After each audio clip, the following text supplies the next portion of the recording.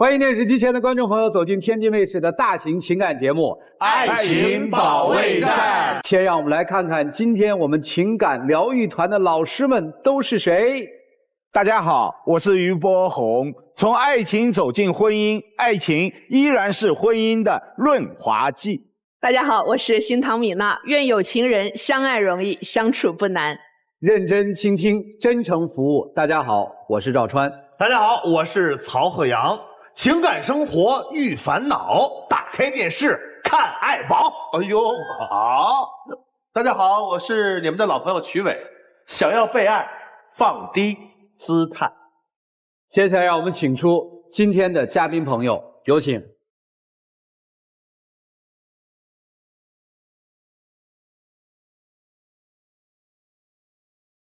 本期第一对情感嘉宾，孟先生37岁，来自辽宁，厨师长；赵女士33岁，来自辽宁，客服。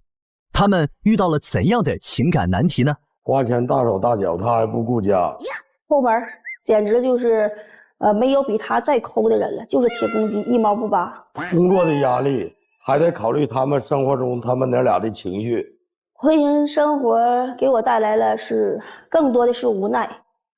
欢迎哈！你好，主持人老师。我今天主要是跟我老公吧，我俩结婚5年了，但是我从来在他身上就是感觉不到这5年当中他给我的任何陪伴。如果说他还愿意说坚持我们俩这段婚姻，我想让他从外地回来，一直陪伴在我身边，不想让他继续去外地工作了。你们异地多久了？我们俩从认识那天将近5年的时间，一直都是异地。哟，那怎么认识的？给我们讲讲吧，这5年。我俩那时候网恋认识的，然后也是老家都是东北老家辽宁锦州的。后来我是从锦州去到他工作的单位那儿，就是河北，去到那地方去找他而且呢是在他的单位我也在那上个班。先生做什么工作？我是在酒店担任厨师长一职。现在在哪儿生活呀？现在在我们辽宁锦州。先生呢？我在保定。后来就是我们到了谈婚论嫁的时候，我回到了老家。为啥回老家呀？中国有一句老话说得好，落叶归根，而且我们是双方父母一直都是在这儿。落叶归根是哪个岁数才落叶？不是，您这还绿绿葱葱呢，就是落叶。那倒不是，因为我们的双方父母年龄大了，我们要经常陪伴他，所以我们要回来。对，回了家之后，他怎么又到了河北了呀？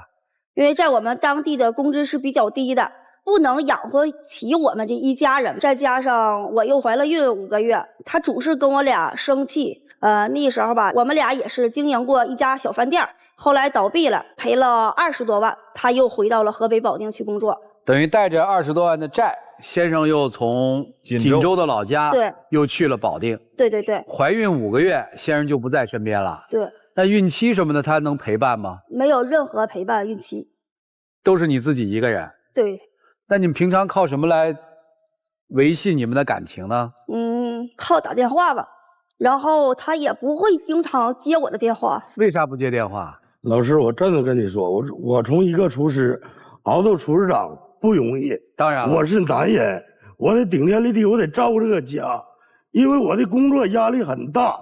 有时候我媳妇儿她根本都不理解我，就无缘故给我打电话，一件小事情也给我打电话。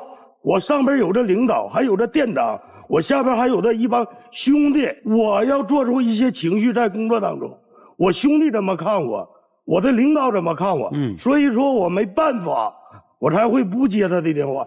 我觉得他给我打电话没有多大事情，就是一些家里琐碎的事情，觉得他自己可以完成，所以我才不会去接这个电话。接个电话就影响工作情绪了，这是自己内心设定的情绪嘛。老师，我们干厨房的，就是有高峰期或者有酒店包席的时候，根本就在忙。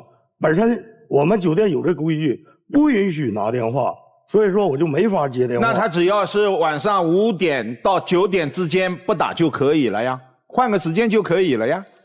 对，他不分时间，想打就给我打。哦，那这个老不接电话的话，女生又怀着孕，应该情绪特别不好，是吧？对，因为那个时候自己挺着个大肚子，没有任何的收入，花的每一分钱都是娘家赔的嫁妆钱。那挣那些钱去哪儿了？我得要还那个债务，而且我作为领导，我得要去请手底的兄弟吃饭，我自己还有一些开销。所以说最后就到月就所剩无几了。你生孩子的时候他在你身边吗？他不在我身边。啊？我做唐代的时候遇着就是很大的麻烦。头天晚上我就是已经准备了一晚上不去进食，早上呢我也没有吃一口饭。明明是好的人吧，能10分钟就能走到，但那个路程我走了半个小时。那我问你，为啥你不打车？再说了，双方父母都健在，你为啥不叫父母陪你去检查？他口中的双方父母，他们是在老家，在农村，正好赶上你说春天种地的时候，他们谁也来不了。那天在医院里面验了血以后，我起来，我想买点面包去吃，但是我站起的时候根本就是站不住，就幸亏我后边来了一个护士，他拿着那个托盘一下子在我后边给我扶住了。如果说没有那个护士的情况下，我不知道说那个宝还会不会说出生。所以唐代做完以后，我选择说不要这个孩子，与其让这个孩子降生在一个不幸福的家庭，还不如说趁早说结束掉他。这是当时的那个情绪下的哈。对。后来呢？后来他从河北因为这件事儿回来了啊，陪到我预产期头1个月他走了。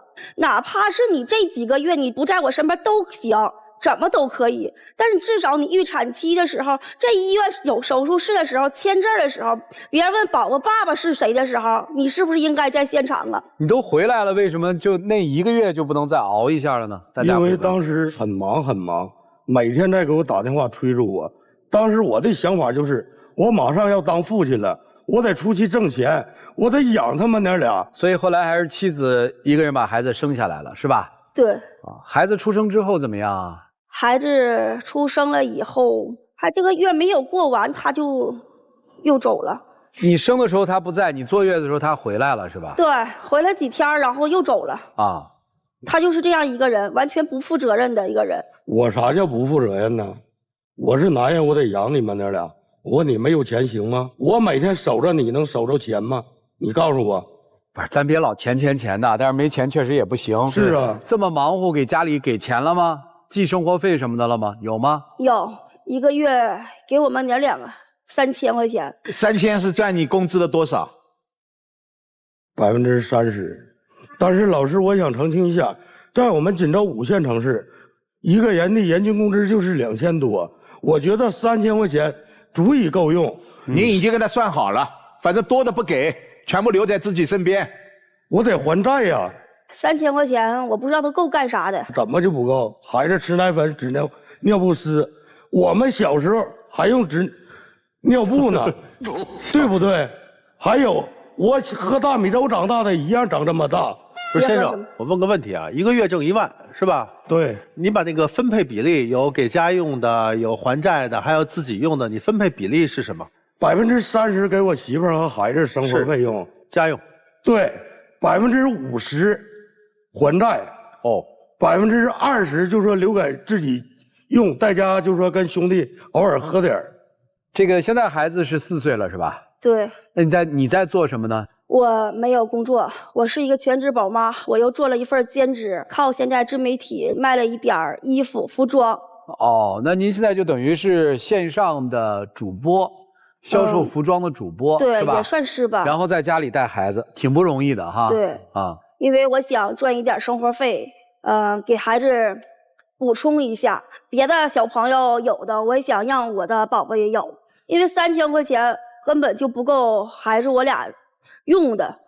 而且他这3000块钱，他要每个月他要去查账单，我需要跟他报账，我这钱到底是花到哪里去了？因为你从来就没有算计过买，你今天想起来随意的，今天我想买一个这个我就买了，明天我想起买这个我又买了。他买了哪个不应该买的？今儿买件衣服，明儿买件化妆品，我觉得没有必要。难道说一个女人，我这整个孕期我没有穿过一件好看的衣服，我不适合买件衣服吗？不适合说买一点啥差的吗？我觉得咱们这样啊，就这种事儿叫过去时，就是相当于人生的一个至暗时刻过去了，但是他在心里留了个伤疤。这个伤疤现在我们看到了，咱说说现在吧，现在怎么样？现在不是也在网上做主播吗？卖衣服吗？对，怎么样啊？日子怎么样？现在生活上还算比之前要好一点。宝宝想要的东西我能满足他。那什么方面你觉得不行呢？还是在异地，异地的关系是特别大，因为他完全不能照顾家里面。这个是比较严重的问题。孩子可能幼儿园会有一些活动啊，这个父亲老缺席，是不是也挺伤心的？我家孩子幼儿园的时候，所有的亲子活动都是我自己一个人，包括宝宝在学校被别人欺负说没有爸爸的时候，哭着回家找我要爸爸的时候，我不知道怎么去跟他说，甚至我会把他电话拨通，那头是占线的状态，要不然就是不接。爸爸在工作呀。是，你可以说爸爸在工作，但是爸爸不能永远都在工作，我没有办法去跟宝宝去解释这个问题。他有固定的时间回来探亲吗？比方说1个月一次，或者是2个月一次，有固定的时间吗？没有，他只有过年的时候他能回来。过年恰恰是酒店最忙的。你这个行业我很熟悉，我担任着浙江省餐饮业协会的顾问很多年了。厨师长最忙的是有一个时间段，但是也有空闲的一个时间段，上午他就很空，就没有客人的时候，一些食材准备不需要厨师长去干的呀，他忙就是忙在晚上5点以后啊。有时也是阴差阳错或者怎么的，给他打电话的时候，他也不接了。反正怎么说呢，我就是在忙，沟通的时间少，想去跟他沟通没有时间。那好，或者他在忙。晚上9点到12点休息了吗？我睡觉了。我累了一天，我要睡觉啊。所以你觉得你妻子累吗？做直播我感觉不是很累。哦，他不累，对你累，那他带孩子累吗？带孩子送幼儿园了，能累什么样啊？无非就洗洗衣服，让洗衣机里扔，什么都不用，对不对？家里的老人不需要照顾吧？不需要啊。其实我是想让他回来，但是我婆婆总是和我说别让他回来了，毕竟有一份稳定的工作不容易，让我支撑着这个家。他在外边是过得顺风顺水，家里的一切他都从来都不去管。包括说他父亲生病，所以你在家里的苦他完全是体会不到的，对吧？他完全体会不到，对吧？孩子还会经常的闹点小病小灾，也得妈妈带着陪去医院，对吧？对。你带过吗？我没带过呀。你们家孩子是刚做的，从来不生病啊？是生病，但是你说他有直播那个时间，他照顾照顾我闺女好不好？为啥非得要直播？你为啥非得要当厨师长？我得把我自己的提升。既然有句话说得好，不想当将军的兵不是好事。人家也想当将军啊。他那叫当什么？他就直播卖衣服，而且卖的那个衣服都非常便宜，有什么发展空间？你有什么发展空间？我的发展空间很大。啥大？而且我们酒店的墙景会很强很远。我帮你算笔账，好吧？闺女儿4岁，在闺女儿5个月的时候离开的家。对吧？按照您的说法，您是50%的工资是还债，这样已经4年了，满打满算4年了。1个月还5000块钱的债，1年是还6万，4、6、24万，这个债不是应该偿清了吗？啊，对呀，对吧？你可不是吗？对呀，50%嘛，1万块钱嘛。当初他要不逼着我，让我回家结婚，我不可能开这个店儿。开这个店其实他知道是25万，我自己管朋友借了将近50，不到60打不了。他不知道的是吧？他不知道，不想让他跟我背负这么大的压力，而且没有这个50万、60万的债务，我不可能回到酒店盲目的跟酒店签了一个霸王条款，没有休息，没有节假日。他理解过我吗？你知道我在这个酒店看。被人约束，这幕后的辛酸、苦泪，哭过、喊过，我闹过，甚至我看到我女儿相片晚上，我自己流泪。他理解过我吗？小梦，这个你为什么不跟他说呀？我不想说，我是男人，我要顶天立地，我就想把这个债务还完，挣个10万8万的，回到家跟他过老婆孩热炕头的生活。可是他不理解我，他理解过我吗？您不说他怎么理解呢？他理解不了，你不说我们都不理解啊。您要知道，女性是感性的呀。他碰到不如意的时候，他会无限的去放大心中的那种感受的。您告诉他5、60万，您看刚才说的时候，他都很惊讶呀。你是第一次知道吧？我不知道，一直我都不知道。他是你妻子呀，你为什么不告诉他呢？啊，60万。那你现在直播1个月能挣多少钱？我直播1个月能挣1万多块钱。你挣这1万多块钱，为什么没想过帮他还债呢？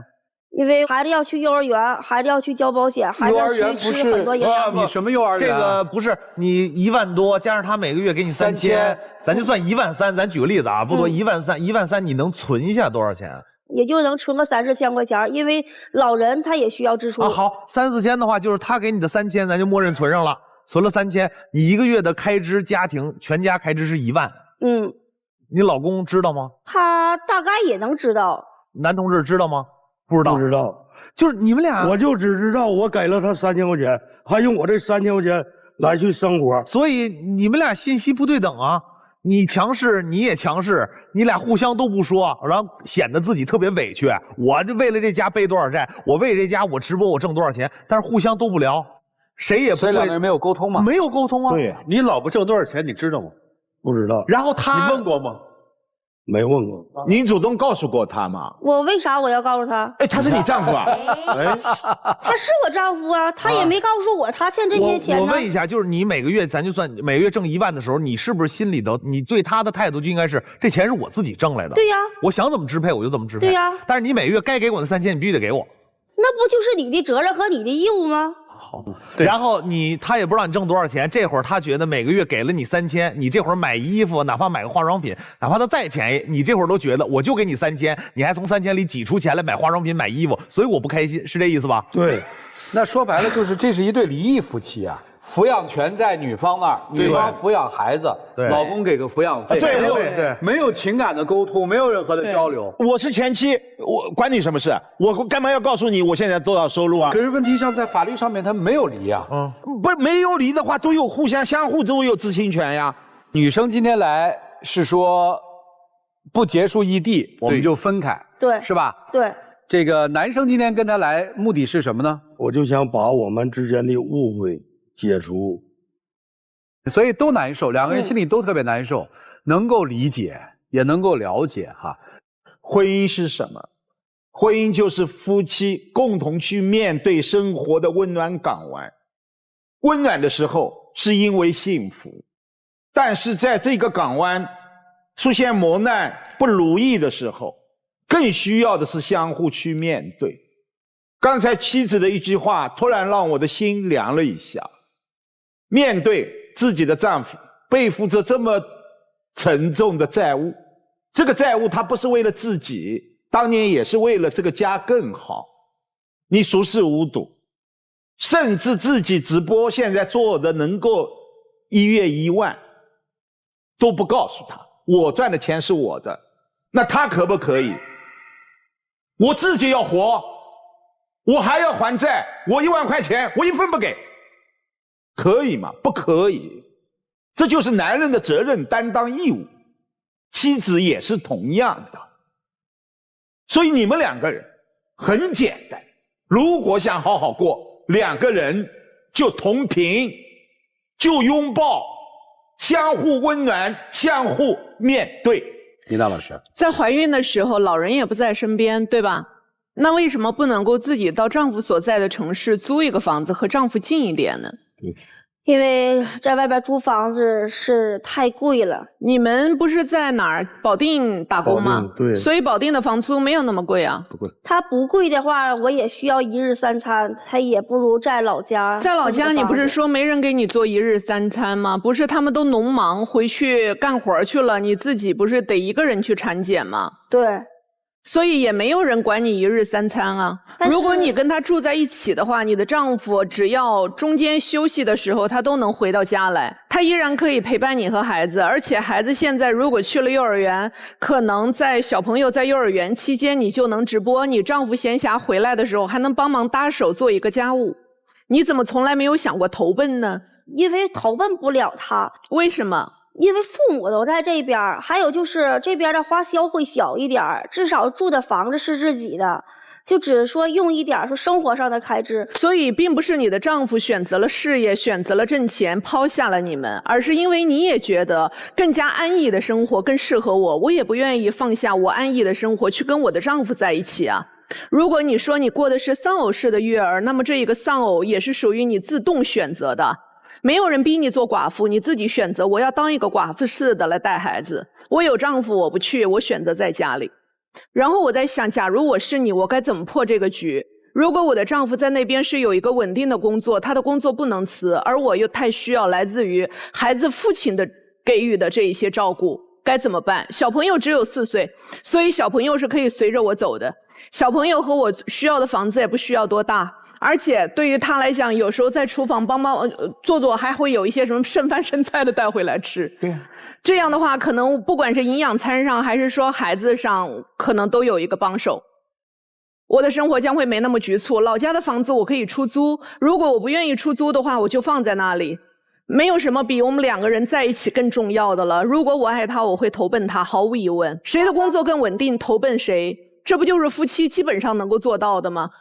最直接的解决方法就是保住你的工作，你挪到他那儿去，孩子带到当地上幼儿园，你搞好直播，他搞好厨师长，2个人齐心协力把债务还了，并且在异地，就像2个人，你们在叶落归根之前，还能有一段在异地打拼的美好的甜蜜岁月，好吧？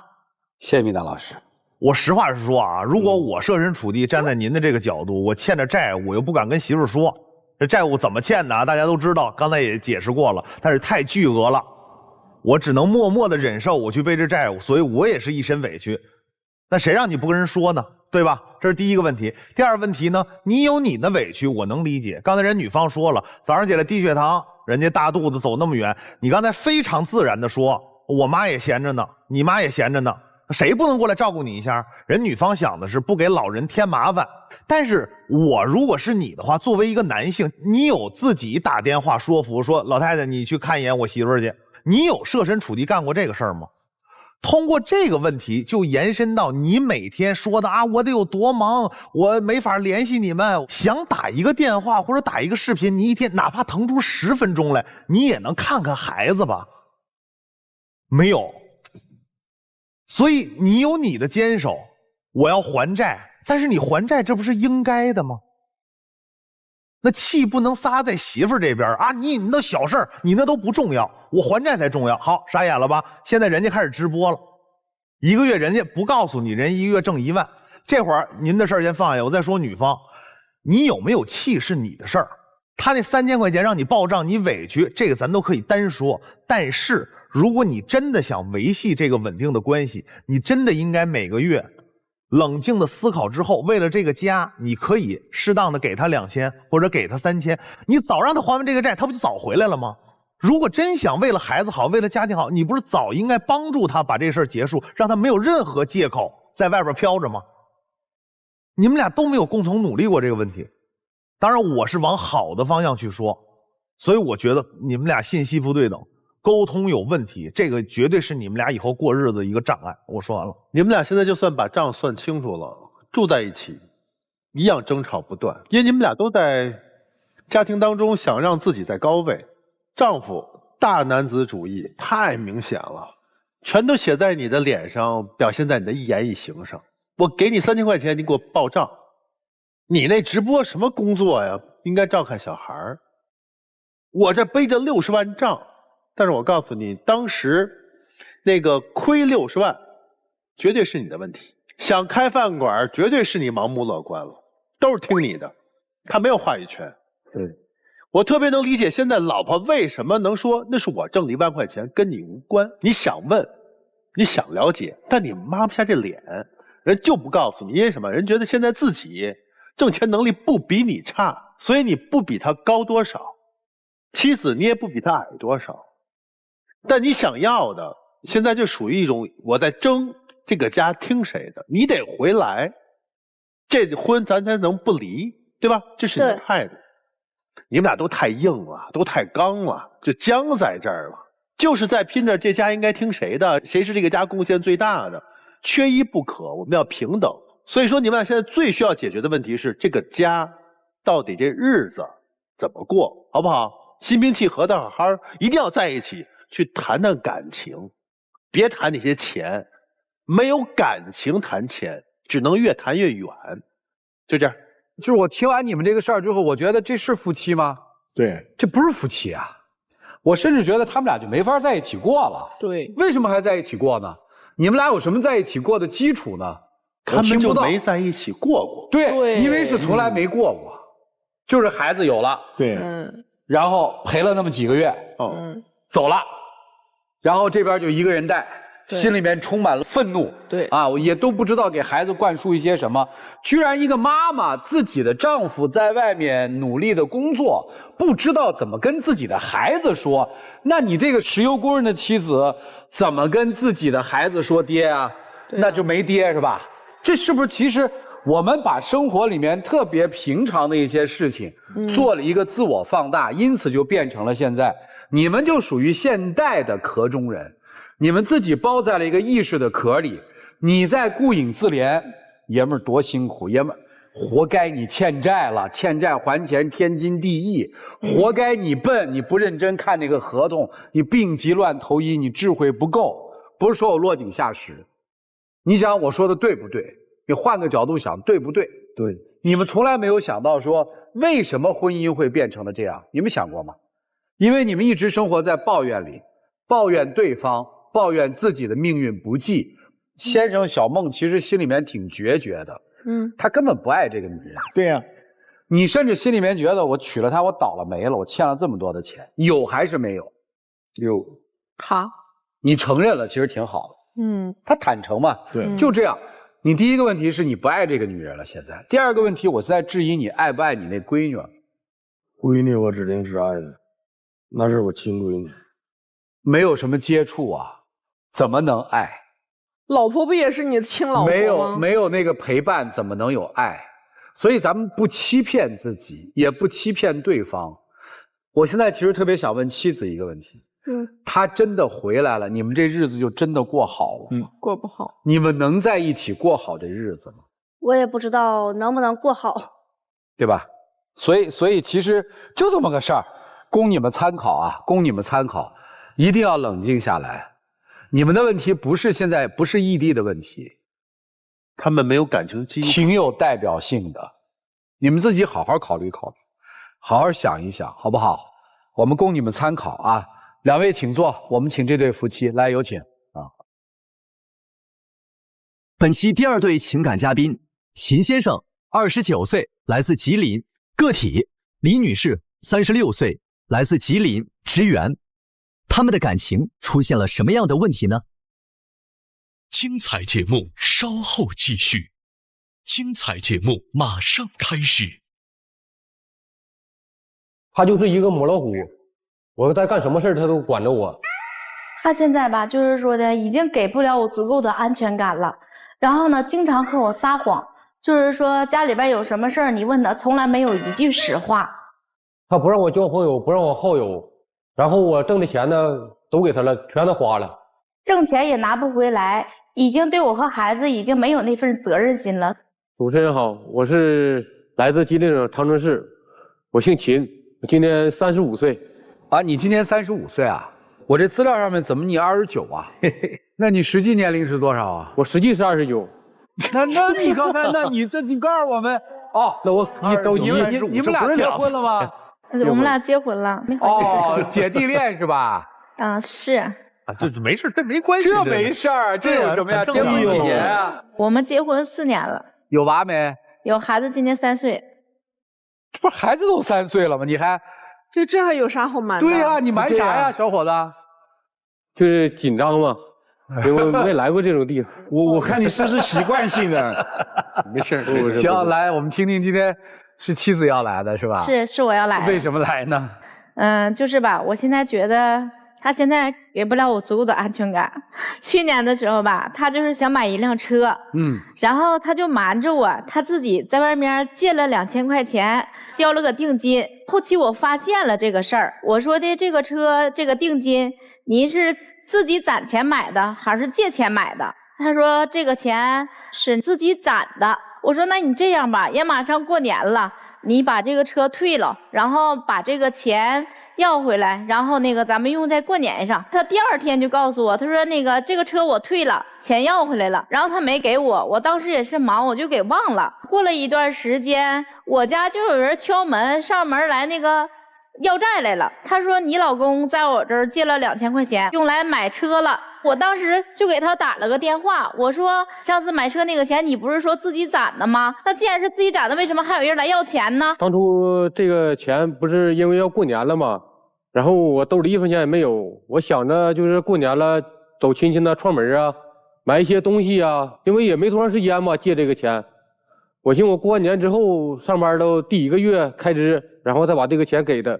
结果一些事情吧，然后导致我这个钱就没给上。然后我也没想到他去找到我家了。但是他这个人就是贼心不死，你知道吗？在今年的时候，他去快递驿站上班，他又瞒着我，他自己买了一辆金杯车，他开着这个车带着我跟孩子回我妈家嘛。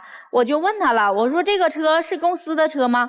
他说是的，是公司拉快递的车。我也没质疑他，我寻思那肯定是在驿站上班，这车就是公司的呗。过了1个月。他朋友给我打电话，他说我联系不上你老公了。你老公前几天不是买了一辆金杯车吗？我家要搬家，我想拉点东西。哎，我又打电话问他，金杯车到底是谁的？他说是公司的，不承认是他自己买的。我就不明白他为什么一而再再而三的和我撒这个谎。我当时给这个快递驿站公司上班，是早晨8点开始工作，到下午4点结束。我想着买了一辆金杯面包车，在闲暇的时间送些快递，挣点钱，家里面能宽裕一些。然后结果呢，这个事儿呢还是没干成。是你这个事儿，那你没干成，那是你这金杯车你可以留着拉点菜，或者是你可以再做别的买卖，是不是？但是没有啊，我发现他上班下班时候又开了一辆小车，是上了临牌的。我就问他了，我说你怎么又开了一个临牌的小车呢？然后他说啊，小车是我同事的，我借开1天。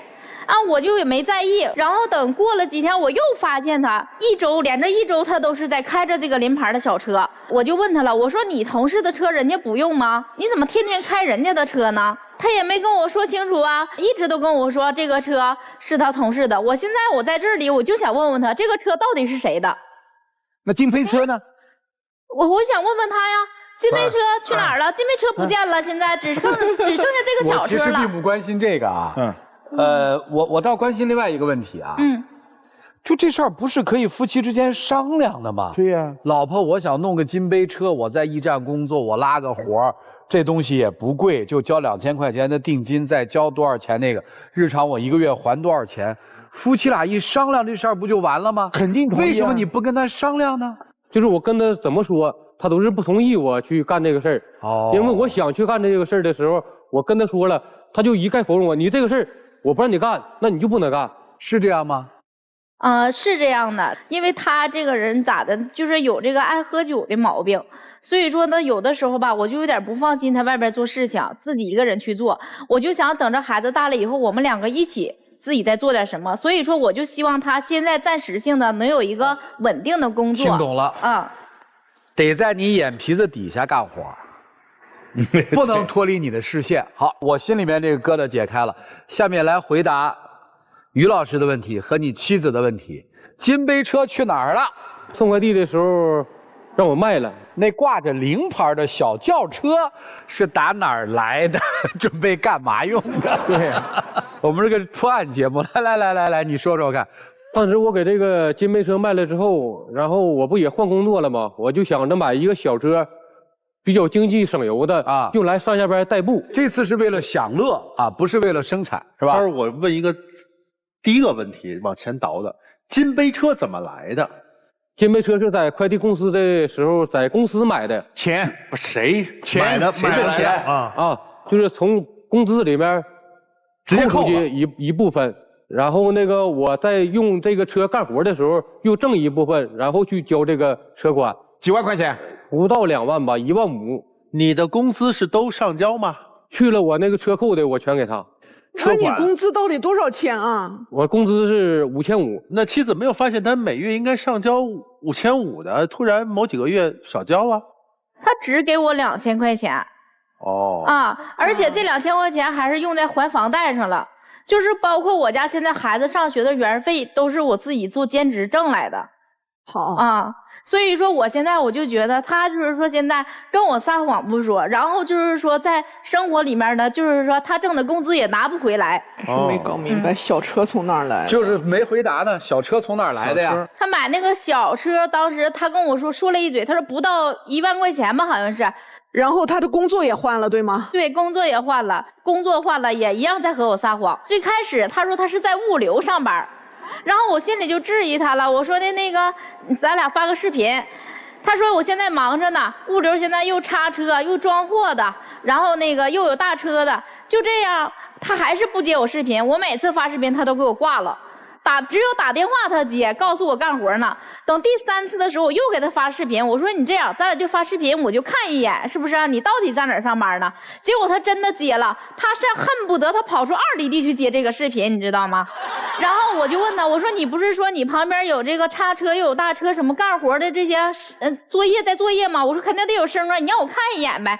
哎呀，他说你看啥看呢？那有啥看的呀？完了就这样，我突然间从他那个手机里边就看见，后边有一个彩钢房，上面标志着那个二手车那几个字儿。我就问他了，我说那物流公司怎么会有二手车这个几个字呢？他就说了，那个物流挨着二手车。然后我说你这样，明天你上班的时候，我跟你去溜达一趟呗，我去看一眼。然后那个他就这么跟我说，他说那你要去，我就是班我就不上了，我就在家待着，我啥我也不干了。我就不明白，你说你在哪儿上班，你在哪儿工作，你完全跟我说实话，是不是？但是他就是不说实话。为什么呢？怕什么呀？男人都好面子嘛。你说我在哪个地方工作，我只要是一告诉他地方，他去了，他就会直接问老板。我家男人在你这嘎达是在你这工作吗？一个月挣多少钱呢？早上几点下班啊？晚上几点下班啊？或者是有没有休息呀？你说我一个男人在外面，我也要面子，我不可能说是让他第一天去，他就到那给我一顿问。我想着是我给那嘎达稳定下来，我再告诉他。就以前都这么问过是吧？以前他也问过。你为什么在老婆心目中这么不被信任呢？就是我跟他说的是每一个事情，包括我今天有朋友找我喝酒我跟他说，我说老婆，我今天晚上去喝酒。他说你接触这个朋友没有一个正经朋友，你去喝什么酒啊？你赶紧搁家给我待着，消停吃饭，吃完饭赶紧睡觉，明天继续上班。所以说导致我撒谎的原因就是说，那我得找个理由啊，或者公司有一些事情啊，怎么样我才能去出去。那你现在到底做什么工作呀？对，现在在卖二手车还是二手车行吧。现在二手车卖的消停吗？他现在二手车，我跟你说，他刚干了半个月，但是吧，我就又发现一个问题。不是，你怎么老是发现问题呢？关键是他不跟我说实话呀。然后他这个人，他之前他不是一个就是说特别爱美的人嘛，就是说平时就是很普通的那样。我就发现他买了一个新手机，然后呢又买的西服，又买的那个衬衫，就是给自己打扮的挺高大上的那种。那我就问他了，我说你这是打扮成这样，你这钱都是哪来的呀？本来家里边的生活开销就已经很拮据了，到现在他都没跟我说出这个答案。就这个钱，就是我在那个买这个快递这个公司这个车子的时候，我不自己就是私自接了2个活吗？就是给快递送这个快递嘛，途中攒下的这个钱。你现在有外债吗？我现在没有外债。花钱买这些东西干嘛呢？我就是不是卖二手车嘛，人家就是比如说比较中端的二手车，但是人家我的同事穿的都是西装啊，然后这个皮鞋呀，拿着这个好手机呀，我想着那人家都能穿这些，拿着这个东西，那我也想跟人家一样就提升一下自己的门面，对不对？对。我问个问题，这女方你在意男方每个月往家拿多少钱吗？在意。就现在就是他这个情况，后来买车，因为外边不往回拿钱了，那家里的收入就指着您一个人是吗？对。基本上多少钱呢？能说一大概齐吗？我们家就是说1个月房贷是2000，孩子上学的园费是1200，再加上生活开销，几乎我什么都不买，就是给孩子买点吃的，买点喝的。1个月5000块钱？用不上5000，但是4000多。对，这4000多都是我辛辛苦苦一点点攒的就每个月其实支出都从您这儿出，对，他那边基本上什么都来不了。对。那你为什么不问丈夫要钱呢？我跟他要了，他没有。那您为什么对他这么不信任呢？因为什么呢？就是说他这个人啊，经常愿意喝酒。你出去喝酒也可以，但是你自己有个度，是不是啊？有一次5点下班嘛，我问他你怎么没下班呢？他说的我今天加班。我说的那都到晚上8点多了，你还加班吗？我又打了一个电话，结果电话就打不通了。本来他的行业就是做与车有关的，那你就天天开车，作为一个家里人肯定惦记这个事儿。你可以跟我说一声，你不回来也可以，你让我知道一声是吧？但是他不的，就跟消失了一样，怎么找都找不到。正好我那儿有他老板的电话，我就问了一下，我说那个我老公现在在你那儿下班了没有啊？他说早都下班了。那结果人就找不到了。我是因为这个事儿才给他们家老板打的电话，所以说不是说的像他说那样，我经常管着他或者怎么样的。那从你们俩相识一直到现在，在你的视野当中，他有什么事儿是干成过的吗？没有。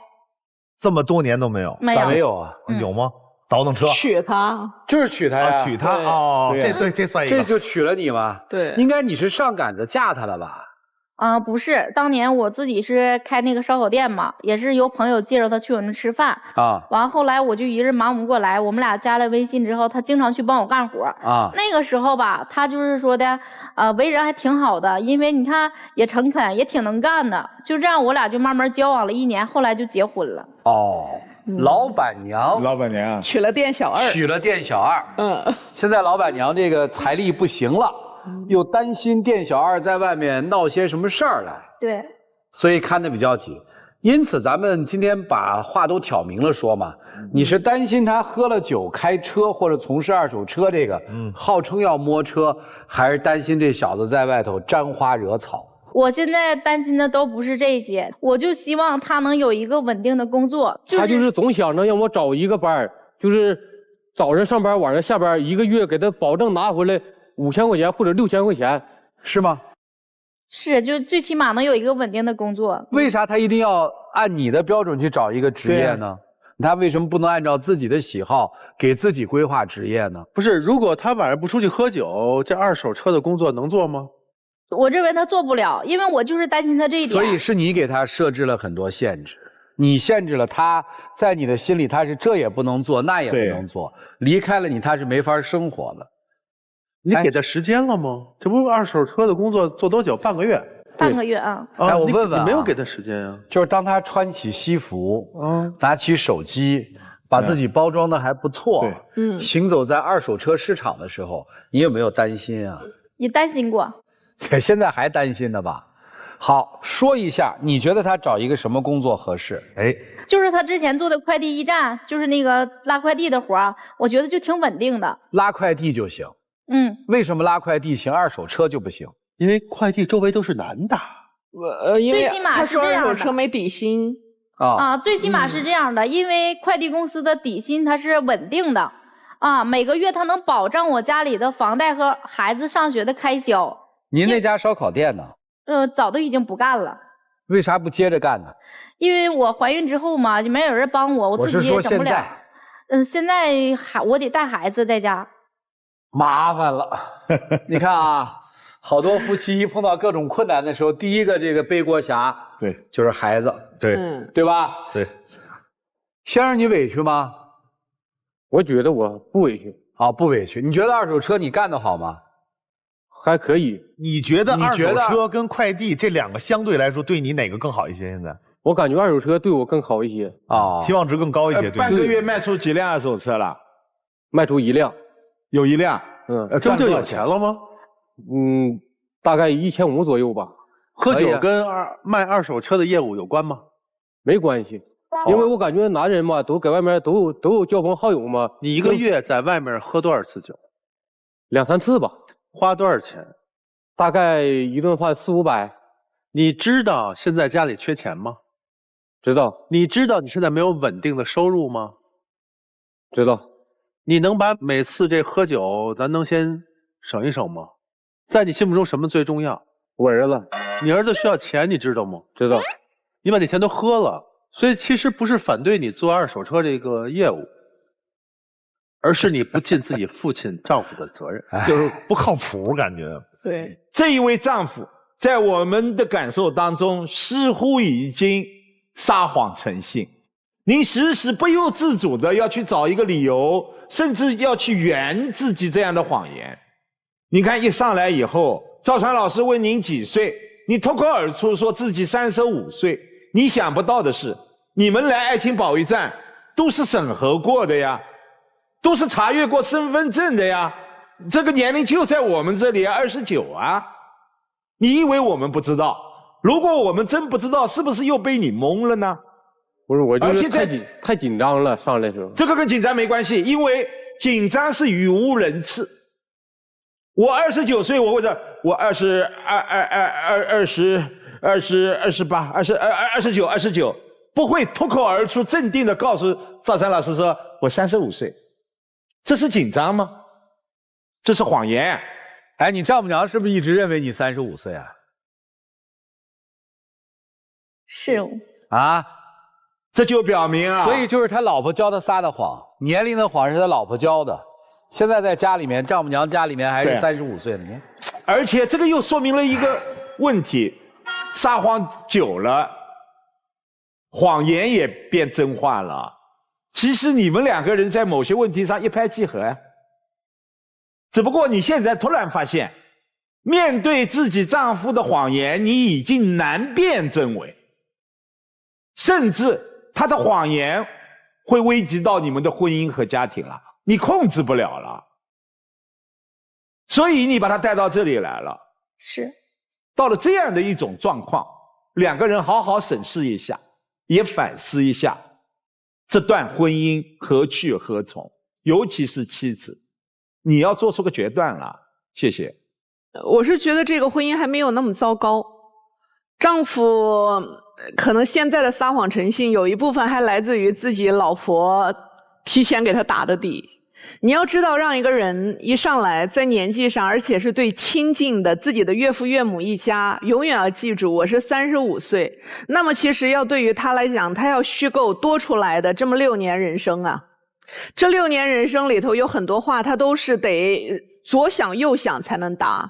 比如你哪一年毕业的，不好答吧？你哪一年参加工作的，不好答吧？你工作多久了？这一些对于他来讲，每一个问题都成了，因为我35，所以我需要重新考虑我的人生，我的身份。为了娶你，他迎合了你，慢慢的他也适应下来了，撒一点小谎无伤大雅，只要能够得到心爱的人或东西。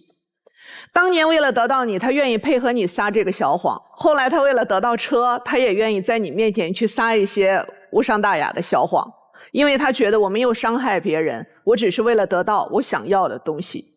怎么样可以让自己的丈夫少撒一点谎？那就是给他的环境宽松一点呗，跟对小孩一样。小孩如果知道我今天打碎了花瓶儿可以不挨骂，我就不会把这个打碎花瓶的问题推给小猫了，对吧？你的丈夫没有那么糟，是在于虽然他挣钱不多，但是他真的在努力。你只能说他努力的方向和努力的这一个坚持的持久度可能不够，或时运不济，但他真没闲着。眼下你虽然看不惯他卖二手车可能需要有的一些造型啊，和那一个包装出来的人设，让你觉得没有安全感，但是他迄今为止没有做任何让你觉得有被分寸的事儿。他没有男女问题，对吧？对，没有。他也没有在外头给你裹出一个巨大的债务，所以这就是为什么我刚刚老是去盯车的价格，我好害怕他在外头欠巨债呀。就像咱踏实的哥哥，强中强的哥哥，忽然爆出来了一句叫做我欠了60万，你说你咋办？对不对嘛？眼下如果二手车就是他的人生趣味，他也的确爱这个，万一他可以做出一些名堂呢？咱不如就给他一个宽松的环境，看他发展吧。对于你们两个人的未来，我不觉得说，就像于老师觉得那么样的悲观，需要重新审视这段婚姻。早年既然您都做过他的老板，考核过这一个人的，不管是手脚的麻利度，做事情的踏实程度，我相信您已经有过多方位的考核。而刚刚他脱口而出最重要的人是他儿子的时候，他脸上是有一丝幸福的洋溢在那里的。所以努力一下，这个婚姻应该能救的。您刚才有一句话，其实我不是特别认同。他一说有个朋友约喝酒，你上来第一句话就是这人大概其那意思，这人不靠谱。你跟他喝什么酒？你给我老实在家待着去。就是我是觉得你老是直接否定他，你不知道这个朋友对他是什么意义。就说一个最小学的话，就是你得让雏鹰展翅翱翔一下吧。对，他老在您手底下干什么都否定，干什么都否定。我是觉得时间久了，您会越来越看不上他。随着年龄的增长，他越来越没有社会经验，越来越没有跟人沟通的方式，除了喝酒什么都不会了。我是觉得以后这个障碍会更大。我觉得他是怕这雏鹰啊，翅膀硬了。对，好了，飞走了。我问你，你是他老婆还是他老板？老婆。但曾经是两个角色并存的。对。你需要一个人给你安全感。是。你其实不太放心他有可能在二手车市场碰到那些异性的，甭管是同事还是客户。也有这因素。你老公挺喜欢车的。如果一个男人做着一个自己感兴趣并且擅长的职业，是一种幸福。如果背后他的女人支持他这份工作，又是一种幸福。可你只看到了自己的感受，我要一个安全的，我要一个稳定的，我要你朝九晚五并且能够陪伴的。可是你没有给他足够的尊重和理解，导致了他对你不敢说真话。你让他在社交上没有面子了，他的朋友不是朋友，他的老板会给他印象说这个员工啊，哈哈，谎话成铺。因为老婆要来跟他对最基本的这些信息，对吗？你让他怎么在社交场合去立足呢？不要恶性循环了，好不好？坦坦荡荡的让他去坦坦荡荡的去做一份踏踏实实的工作就好了。就这，我们说姐弟恋幸福的太多了。姐弟恋需要的是什么？姐弟恋需要的是姐姐的大心脏，姐姐的自信。你跟他一点都不自信，你就要让他跟家里人说是这样的，那是为了得到家里人的支持。那就是说，在你的内心，你都不看好你们俩的这个年龄的鸿沟，那你还怎么生活呀？你要不把这个放下来，你跟他迟早的事儿，我就真的不看好。真的。但是我相信你应该有那种女性成熟女性的力量感，你把这个调回来。对吧？现在我看妈妈们都活明白了啊。妈妈说卷不了孩子，咱就卷自己吧。对。那卷自己，我看现在的妈妈大概做几件事儿啊。第一件事儿像那个妈妈一样，玩命的直播，或者说把精力放在工作上去。这是第一种卷。第二种卷，除了工作，就像曲总一样的锻炼身体，那也是一种卷，对吧？因为卷腹，对吧？就是我锻炼身体嘛，身体是自己的嘛。你看，中国的妈妈早都不卷老公了，对，现在已经发展到第3阶段了。第一阶段叫卷老公，就像你这样的，老公干个啥都那个。第2个阶段是卷孩子，现在进入到第3阶段了，卷自己。对，你想想看，那个时候你喜欢他，去追他也好，还是他追你也好，是为什么？你那个时候是在职场上有风采的，就是你本身是魅力四射的。你现在没有魅力了，过去是女神，现在是女警察，再过2年就是女神经，对不对？你这个你身份，你看你怎么变？人都有一个心理转化，你得去调。你要给他自由，你一定要给他自由，就是让他去试他喜欢的那一部分。你要坚信这个男人是爱你的，你爱他吗？爱。你爱他什么呢？爱他管你，爱他这个逼着你说谎，还是爱什么？他其实对我就是那种，就像啥似的呢？我在他边上就是一个小孩，他让我去做什么，我就去做什么，然后我们就会这个。一点不会争不会吵的。如果就是说他说了这个事我没去做的情况下，他就冲我闹闹。其实我知道他内心里边是有我的，就是非常惦记我呀，说我关门干活。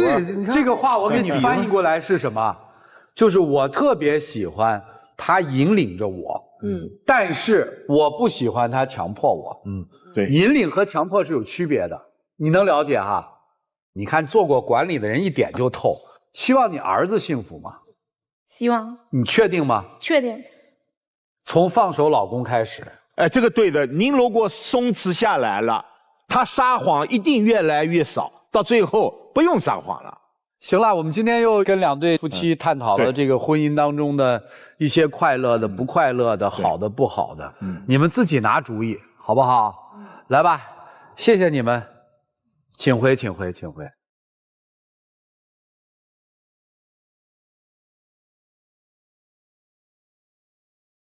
好了，电视机前的观众朋友，欢迎通过金云 APP、天津 IP 网络电视、万事达手机客户端收看本期节目内容。咱一对儿一对儿的说啊，先说第一对儿分居4年的这对夫妻，会一起出来吗？肯定出来，肯定出来，我也认为出来，也不好说。因为什么呢？刚才已经说破了，说透了，都明白了。但是一想到有那么多的债务，说不定女方不出，不能。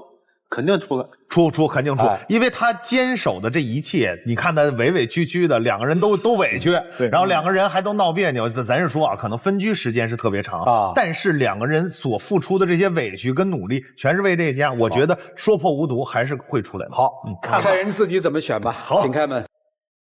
精彩节目稍后继续，精彩节目马上开始。看人自己怎么选吧。好，请开门。哎，你看，早早在这等着呢。好，拉着手出来的啊，啥意思啊？这是要来保定啦？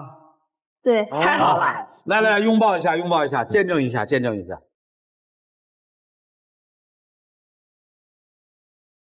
你总得迈出这一步。对，请亮灯啊，就去保定呗。对啊，那就行了。太好了，祝你们幸福。对，都非常努力，为了这个家，所以希望你们把感情重燃起来。好，老师，我想就是说，刚才你们这几位说了，我感悟挺深的。我想工作再忙，我要腾出多一些时间去陪我老婆，陪我孩儿。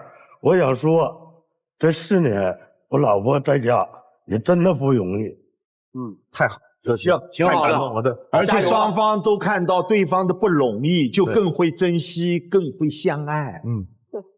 行了，好好的那个在保定生活着。对啊，共同努力，早还完早踏实嘛，对不对？对，早还完，说不定再来一个呢。对吧？你不在一起了，你一看一说再来一个就乐了。对，你不就都乐了。你不在一起，你连再来一个可能性都没有。对，加油，谢谢你们，请回。性情中人，辛苦了，加油啊！加油！再来一个的可能性极大。接下来我们就要看看姐弟恋了。啊，结婚之后还要瞒着丈母娘真实年龄，他们能出来吗？肯定出来，而且也是牵着手出来。一定出来，他们还相爱的很呢。肯定出来，绝对跑不了，必须出来。你们说的都是废话，问你们了吗？真是，来，请开门。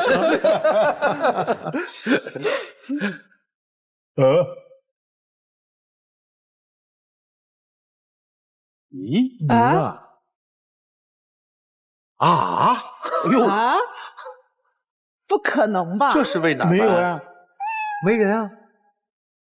哎，不对呀，为啥呀？这不应该啊。不是，就没搞清楚为什么呀？对啊，我们哪句话把他们说散的？不是我们说散的，弟弟肯定是没问题，弟弟一直姐姐也没问题啊。姐姐是哪方面突然觉得干二手车，让他喝酒？不是，都没有。不，他不想让他当小鹰，这只雏鹰就不应该飞上天。那也有可能，有可能，或者人就直接把老公拉走了，说咱俩回家就过日子就得了。对，咱也不出来了，就是给大家留下很多的猜想吧。就祝福他们，对吧？行了，这就是总而言之就是祝福，对，祝福每一个走进这个节目的朋友们。